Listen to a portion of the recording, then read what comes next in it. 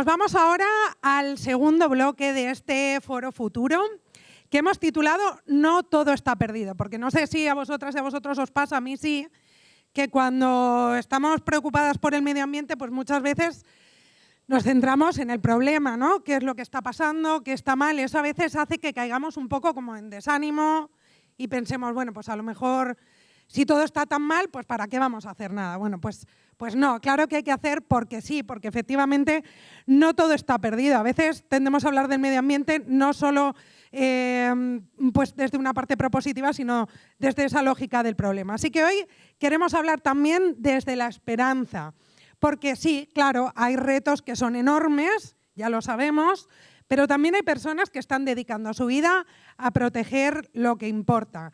Alex Abello es una de esas personas. Alguien que ha decidido no quedarse en la preocupación, sino pasar a la acción y además compartirlo y además invitarnos a pasar a la acción también. Si no lo conocéis, os animo a que lo sigáis en redes, porque Alex Abello es etólogo, educador y divulgador ambiental y lleva años dedicado a despertar conciencia sobre la belleza, fragilidad y valor de la vida salvaje.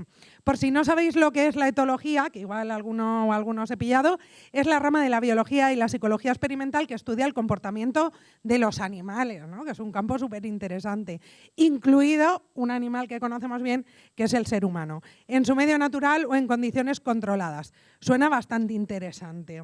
Además de eso, Alex es colaborador de National Geographic España y es fundador de la ONG Oceavida, acerca la conservación al gran público a través de la divulgación, los documentales, como la docuserie Guardianes del Mediterráneo, apuntárosla, y la prensa y también, claro, las redes sociales. Con una voz cercana, apasionada y comprometida, trabaja para inspirar a jóvenes como vosotras y vosotros a conocer, a amar y también a proteger ecosistemas marinos y la naturaleza frente a los crecientes desafíos de la actividad humana. Así que un súper aplauso para Alex Abello.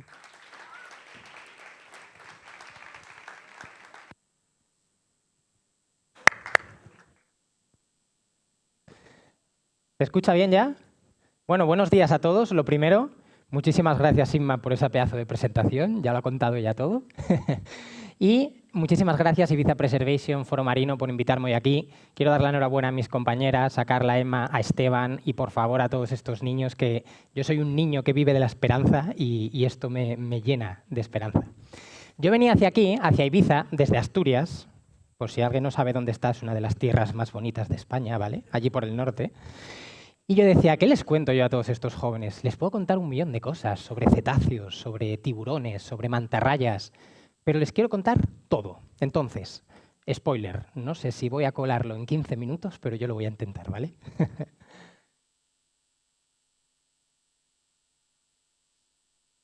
¿Y consigo pasar? Ahí. Vale.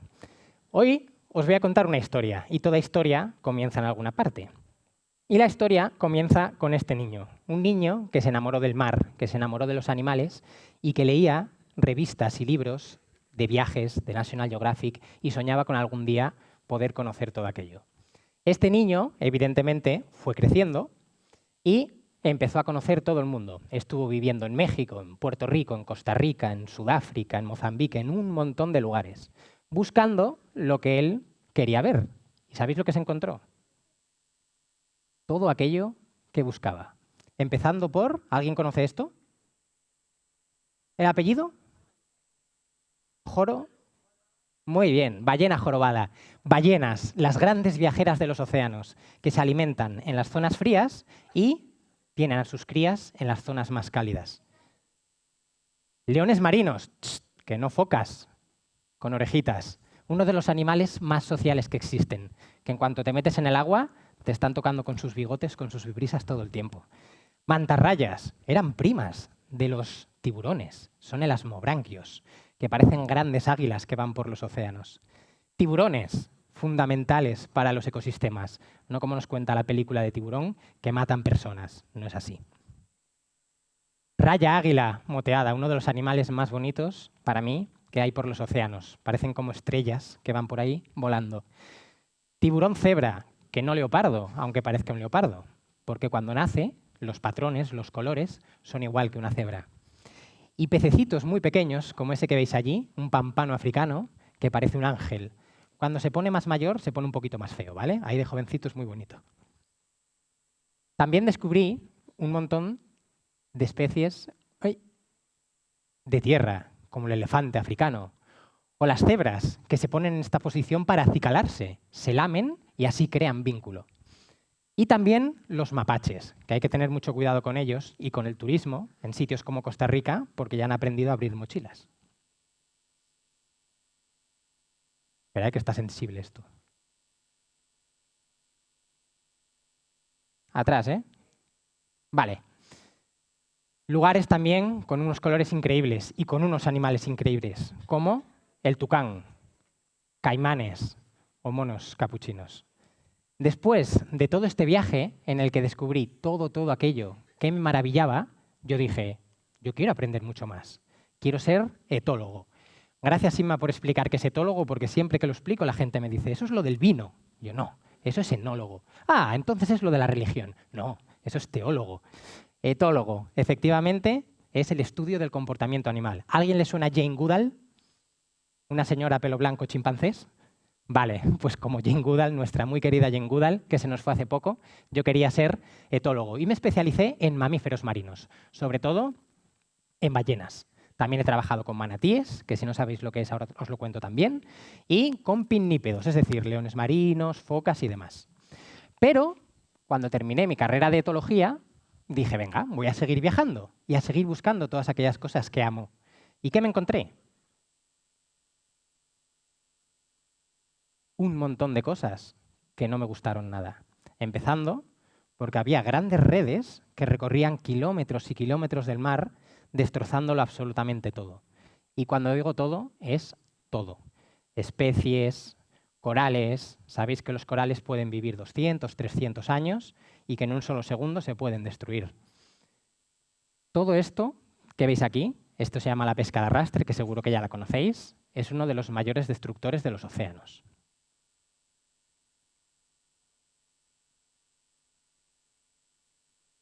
Plásticos. No os voy a contar nada que no os hayan contado ya estupendamente. Bueno, una cosa que habéis preguntado por allí, los plásticos matan más de 1 millón de aves acuáticas al año y más de 100.000 mamíferos marinos, más o menos en cifras, que no se puede saber porque esos son unos datitos de todo lo que no se conoce, ¿no? Al final vemos mucho el plástico que está en superficie, pero la mayor cantidad del plástico reside en el lecho marino. Destruyen un montón de especies, como pueden ser las tortugas, aves acuáticas, que, pues no sabiendo lo que son, acaban ingiriéndolo. Tiene dos riesgos, el físico, ¿no? Ingesta por plásticos, animales que llegan varados, y el químico, que se van deshaciendo. Redes fantasma, también las habéis mencionado por allí, una de las formas más letales de vertidos. Fijaos, esto es en México. Cuando trabajaba con ballenas, apareció una mamá con su cría, y la cría, no sé si se ve bien, pero lleva esta aleta una red arrastrada y va con la pectoral aquí. ¿Qué pasa con estas ballenas? Bueno, se las intenta ayudar, se monta un protocolo, se sale al mar y con unas pértigas muy largas, con unas tijeras, se intenta ir cortando la red. Pero pues hay ballenas que se dejan, pero muchas otras acaban yéndose hacia el fondo o hacia otros lugares con esas redes. Vertidos contaminantes. No sé si habéis escuchado alguna vez las noticias pues, en lugares como Tenerife, en todas partes, pero Tenerife es bastante sonado en verano cuando cierran las playas porque hay muchas algas, dicen. Pero la realidad es otra, ¿no? Es que hay muchos vertidos.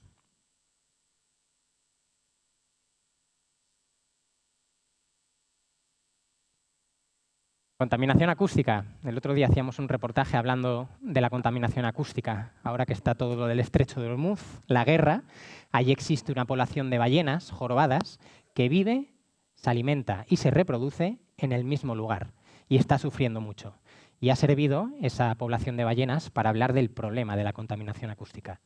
Yo a los niños, a los más pequeños de todos, siempre les cuento que os podéis imaginar lo que es el sonido de un motor de barco. Si metéis la cabeza debajo del agua, muchas veces se escuchan los barcos que están muy, muy lejos. Pues imaginaos vivir con eso 24 horas al día, 7 días a la semana, 30 días al mes, 365 días al año. Pues así viven muchos animales. Aparte de los sonares, de todas las explosiones militares que se hacen y todo lo que les afecta a animales que viven en el agua y que la comunicación es fundamental para ellos. Cambio climático. ¿Qué está pasando? Está empezando a hacer un montón de calor. Calor fuera del agua, pero también calor dentro del agua. Especies como los corales se acaban debilitando, se acaban estresando y acaban muriendo. Y todas estas cosas yo las he visto con mis propios ojos, o sea, son reales. Malas prácticas. Fijaos, tiburón ballena en Maldivas, uno de los lugares en los que hay muchísimo turismo y las embarcaciones van a gran velocidad. Cuando una embarcación va a gran velocidad, sin ver lo que hay delante, pues puede pasar por encima de animales. Pero sin irnos tan lejos, aquí esto ocurrió en el estrecho de Gibraltar, donde estamos ahora trabajando haciendo un documental y donde estamos intentando ver también toda la presión de barcos que hay en ese estrecho y todo el daño que pueden hacer a las especies. Pero no solamente los barcos, sino también nosotros, cuando vamos por ahí, cuando vamos de turismo, porque bueno, al igual que yo quise viajar cuando me hice más mayor, estoy seguro que dentro de unos años vais a querer viajar todos por todo el mundo y vais a querer también estar con muchos animales. Entonces hay dos maneras siempre de hacer las cosas, bien o mal. Yo siempre os animo a hacerlas bien. Se sabe perfectamente cuando se están haciendo las cosas mal en turismo, cuando hay muchísima gente encima de un tiburón ballena, cuando de repente alguien agarra una tortuga. Sí, estas cosas yo también las he visto, así que pasan. Así que después de ver todo esto, yo quise salvar el mundo. Y dije, ¿y qué hago yo para salvar el mundo? Y creé la organización Oceavida para la investigación, como habían comentado antes, cooperación internacional. ¿Qué significa esto? Que cualquiera que nos llame o nos ofrezca un plan, nos unimos, allá que vamos. Y, fundamental, la educación y la divulgación. Y descubrí, en ese camino con Oceavida, que había un montón de personas haciendo un montón de cosas increíbles. Estuve en Puerto Rico trabajando con manatíes. Esto era un manatí, donde recogen a crías muy pequeñitas que aparecen al lado de sus mamás, normalmente muertas porque ha pasado un barco por encima.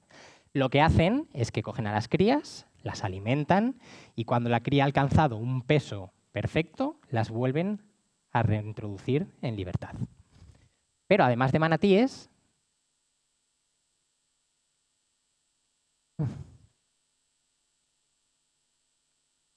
para atrás, ahí. También se ocupan de muchos otros animales, como pueden ser las tortugas, pelícanos y sí, a veces también se disfrazan de manatí. Porque esto, aunque os parezca un poco chorrada, también es educación. Después volamos a México, donde creamos un proyecto con ballenas jorobadas. ¿Y qué hacíamos con las ballenas? Pues nosotros salíamos con una libretita y apuntábamos todo lo que hacían. Pero también apuntábamos todo lo que estaba pasando a su alrededor. Cuántos barcos había, cuánto de cerca estaban esos barcos, si a algunos barcos les tiraban botellas de plástico encima. Sí, todo eso pasaba. Y todo eso son datos para poder protegerlas en el futuro. También ayudando a las tortuguitas pequeñas a nacer, ¿no? Como sabéis, hay 7 especies de tortugas marinas, 6 de ellas están en peligro crítico y cuando nace una tortuguita, que tiene una de las vidas más complicadas nada más nacer, tiene que correr desde su nido hasta la orilla, se encuentra con un montón de amenazas, empezando por nosotros, ¿no? Hay muchas personas que van a intentar coger esos huevos o cogen esas tortuguitas, los gatos, los perros, las luces de las poblaciones que las confunden, en vez de irse hacia el mar, muchas veces se van hacia allí. Pues allí también trabajando muchas personas con estas tortuguitas. En España también, porque no siempre hay que hablar de por allí fuera, de por allí lejos. Coral Soul, aquí en Granada, uno de los proyectos más bonitos que existen para mí, pionero en el mundo, donde recuperan corales a 40 metros de profundidad. Costa Rica, donde encontré un grupo de personas que se dedicaban a rescatar todos los animales de Costa Rica y aquí liberando osos perezosos. ¿Y qué pasó? Que a mí me encantaba la investigación, a mí me encantaba ir por todos estos proyectos, pero yo desde pequeñito siempre me gustó escribir, escribía cuentos, luego se los vendía a mi madre para que me diera la paga, pero los escribía. Y me encantaba contar historias. con mis redes sociales, yo subía un montón de vídeos de animales y yo veía que a todo el mundo le gustaba eso. Uy, me encantan estos vídeos que sube Alex de tantos animales. Y dije, vamos a utilizarlo para algo, ¿no? Que tenga sentido. Vamos a hablar un poco de todo lo que está pasando. Pero ¿cómo empiezo? No tenía ni idea. Así que recurrí a lo que yo creía que mejor se me daba, que era escribir. Empecé escribiendo en el periódico de Asturias, un periódico pequeñito sobre conservación marina. Hablaba de ballenas, hablaba de qué está pasando con el turismo y los hábitats naturales, cómo pueden ahí chocar, cómo hay que protegerlos. Empezaron a llamarme para hacer un montón de entrevistas. Las entrevistas yo siempre digo que son ventanas para contar todo lo que queráis. A mí me llaman, Alex, queremos que nos hables del estrecho de Ormuz y las ballenas de allí. Sí, te voy a hablar de contaminación acústica a nivel mundial. Vamos a hablar de los grandes problemas. Entonces, las entrevistas siempre son una ventana para contar todo aquello que queramos y poder dar voz a la conservación marina. Revistas, también entrevistas y revistas por todas partes. Y un día llamó National Geographic y se juntaron las dos cosas, redes sociales y escribir. Empezamos a hacer un montón de comunicaciones de diferentes especies, de diferentes problemáticas y también escribiendo diferentes artículos. Ahora estamos trabajando en un documental, entonces, bueno, poco a poco, pasito a pasito, todo va creciendo.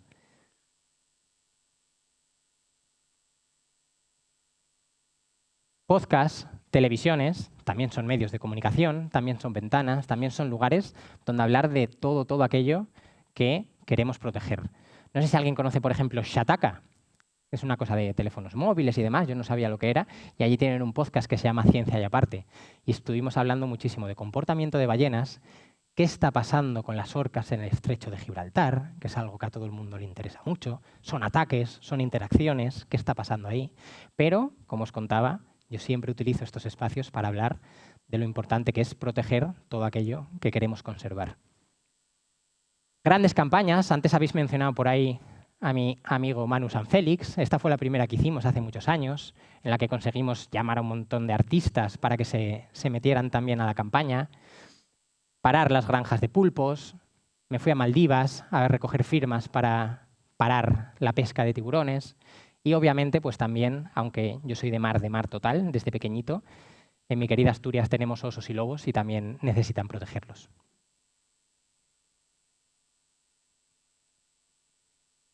Trabajé con un montón de organizaciones. Aquí os pongo el Instituto Jane Goodall, precisamente por como os mencionaba antes, mi querida Jane Goodall, etóloga, que siempre se dedicó a proteger a los primates en África. Y fue una inspiración, no solo para mí, sino para millones y millones de personas. El año pasado se nos fue, pero a día de hoy sigue siendo una persona que sigue concienciando sin siquiera estar aquí con todo lo que ha hecho. Creé el proyecto Peques por el Mar, porque como bien decía por ahí Inma antes, vosotros, los niños, los jóvenes, todos, nosotros también, que yo me considero joven, somos la herramienta más fundamental de conservación marina del futuro, porque dentro de unos años, quienes van a coger todo este testigo, sois vosotros, los más jóvenes. Quienes tendréis la responsabilidad de intentar conservar todo, sois vosotros. Así que me pareció que era muy importante intentar meterle la semillita de la conservación a los más pequeños para que, a medida que fuesen creciendo, creciesen con ella.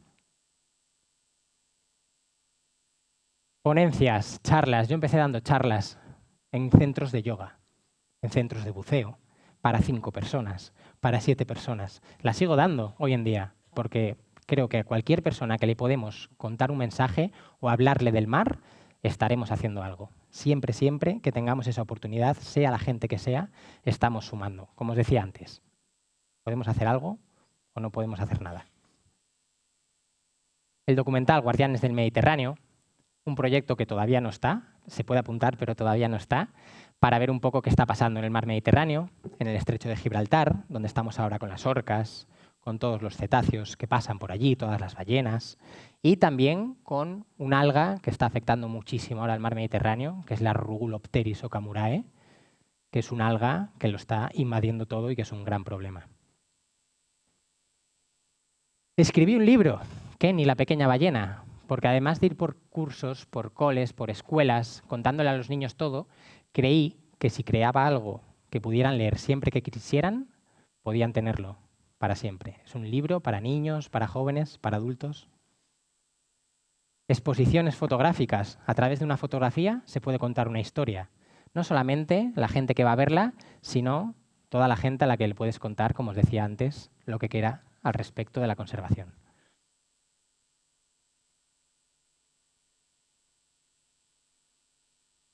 ¿Y qué pasó después de tantas vueltas, de hacer tantas cosas? Que descubrí que yo solo no podía salvar el mundo, porque yo era una pequeña gotita. Pero gotita, gotita, gotita, más gotita, se acaba formando una ola. Y hay olas que son imparables. Y no solo no estaba acompañado, sino que estaba súper acompañado por un montón de personas que me encontré en el camino. Todas estas personas, a cada uno de los lugares donde yo he ido, he visto lo que os decía antes, esperanza. Porque si somos capaces de hacer algo, si somos capaces de unirnos todos, todo es posible. Y como decía nuestra querida Jane Goodall, cada uno de nosotros puede marcar la diferencia, pero nosotros decidimos qué diferencia queremos marcar. Hoy sigo siendo ese mismo niño y tengo el mismo objetivo, el mismo de siempre.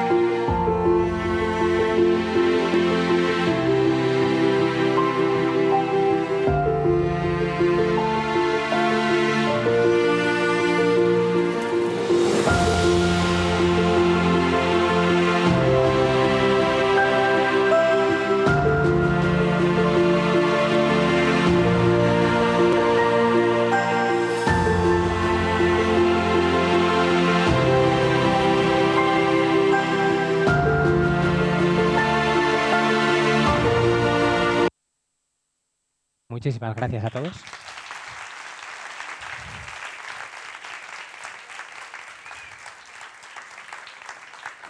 De tiempo, fatal.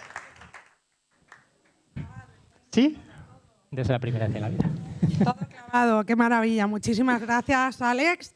Que levante la mano quien se haya muerto de envidia por poder trabajar en algo tan estupendo como lo que trabaja Alex. ¿Todos? ¿Sí? ¿Todo el mundo? Esto es muy importante, esto que acaba de decir Inma, ¿vale? Porque a mí llevan toda la vida diciéndome, y mis amigos los primeros, jo, es que cómo te lo pegas, es que vaya vida que tienes, todo el día de aquí para allá. ¿Vale? Es la vida que yo elegí, pero también dejas muchas cosas atrás. Una madre y una hermana, todos tus amigos en su sitio, ¿no? Al final también involucra muchísimo sacrificio.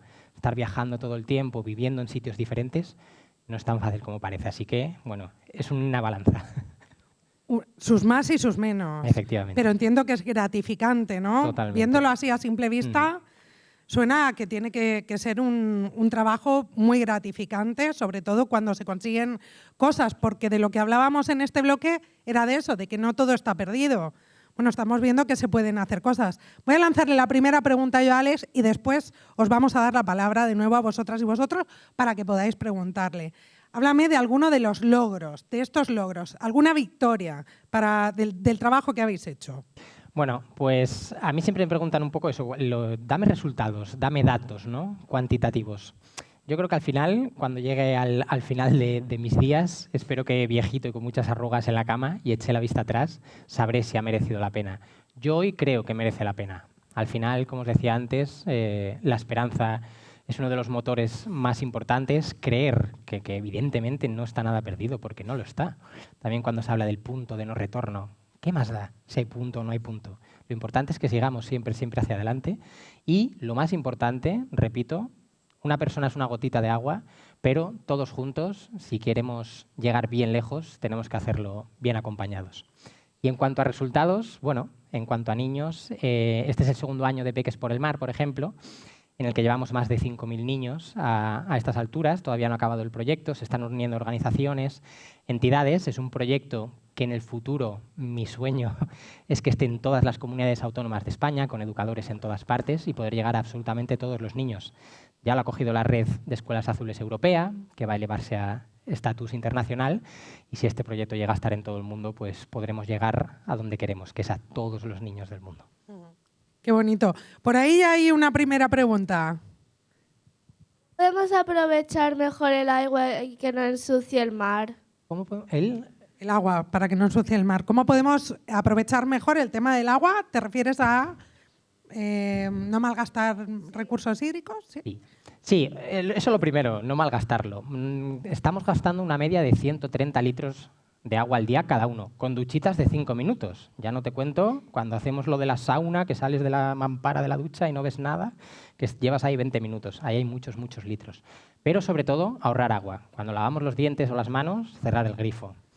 Porque al final, también cuando queremos llevar nuestra ropa, oler bien o comer sobre un plato o con un tenedor limpio, eso también involucra gasto de agua, el lavavajillas o fregar. Entonces, lo primero de todo, siempre, yo siempre lo digo a todo el mundo, intentar ahorrar agua.